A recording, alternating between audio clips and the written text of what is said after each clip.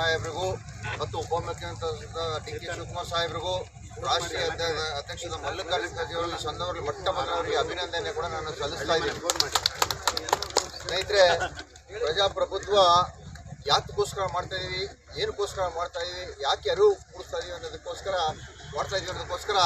ಸರ್ಕಾರ ಯೋಜನೆ ಜಾರಿ ತರ್ತದೆ. ಯಾಕೆಂತಂದರೆ ಇವತ್ತಿನ ದಿನಗಳಲ್ಲಿ ಬೇಜವಾಬ್ದಾರಿ, ಪ್ರಜಾಪ್ರಭುತ್ವಕ್ಕೆ ಗೌರವ ಕೊಡದೇ ಇರೋದು, ಪೀಠಿಕೆಗೆ ಗೌರವ ಕೊಡದೇ ಇರೋಂಥ ದಿನಗಳು ಜಾಸ್ತಿ ಇರೋದ್ರಿಂದ ಸ್ವಾರ್ಥ ಜೀವನ ಜಾಸ್ತಿ ಆಗ್ತಾ ಇರೋದ್ರಿಂದ ಈ ಪ್ರಜಾಪ್ರಭುತ್ವ ಮತ್ತು ಸಂವಿಧಾನ ಬಗ್ಗೆ ಅರಿವು ಮೂಡಲಿ ಅಂತೇಳಿ ನಮ್ಮ ಸರ್ಕಾರದ ವತಿಯಿಂದ ಇವತ್ತು ಈ ಕಾರ್ಯಕ್ರಮ ನಡೆದುಕೊಂಡಿದ್ದಾರೆ.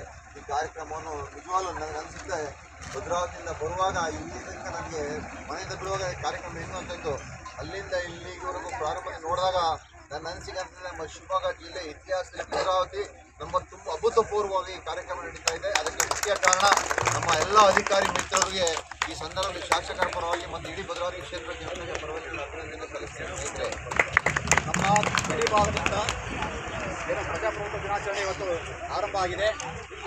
ಅದಕ್ಕೆ ಚಾಲನೆ ಕೊಟ್ಟಂಥ ಮಾನ್ಯ ಬಿ ಕೆ ಮೋಹನ್ ಅವರಿಗೆ ನಾವು ತಾಲೂಕಿನ ಆಡಳಿತ ವತಿಯಿಂದ, ಜಿಲ್ಲಾ ಆಡಳಿತ ವತಿಯಿಂದ ಹೃತ್ಪೂರ್ವಕವಾದ ಧನ್ಯವಾದ ಅರ್ಪಿಸುತ್ತೇವೆ.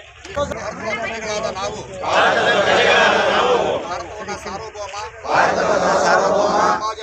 ಸಮಾಜವಾದಿ ಜಾತ್ಯತೀತ ಪ್ರಜಾಸತ್ತಾತ್ಮಕ ಗಣರಾಜ್ಯವನ್ನಾಗಿ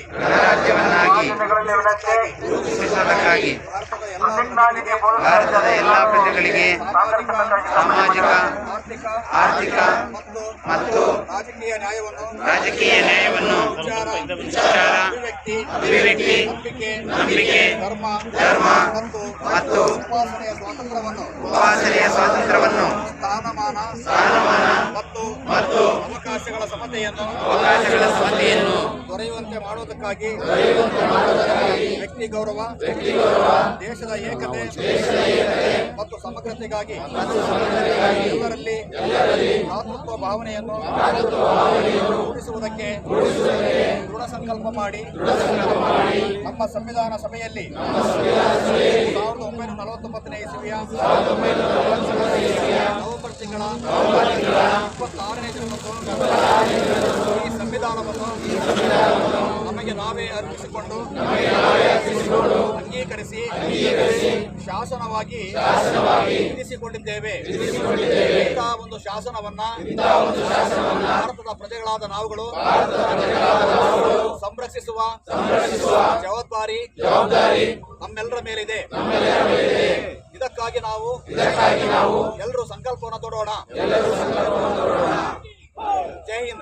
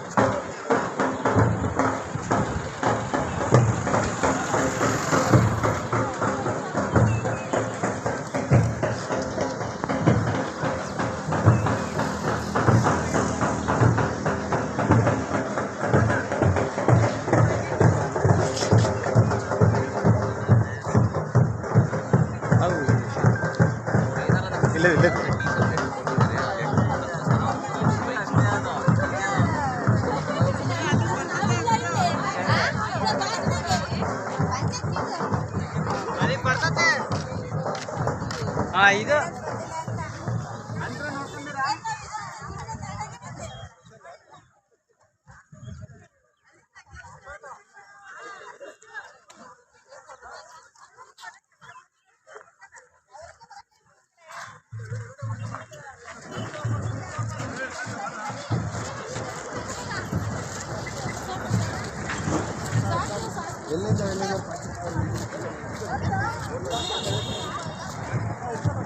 ಲಿಂಕ್ ತಪ್ಪಿಡ್ತಲ್ಲ.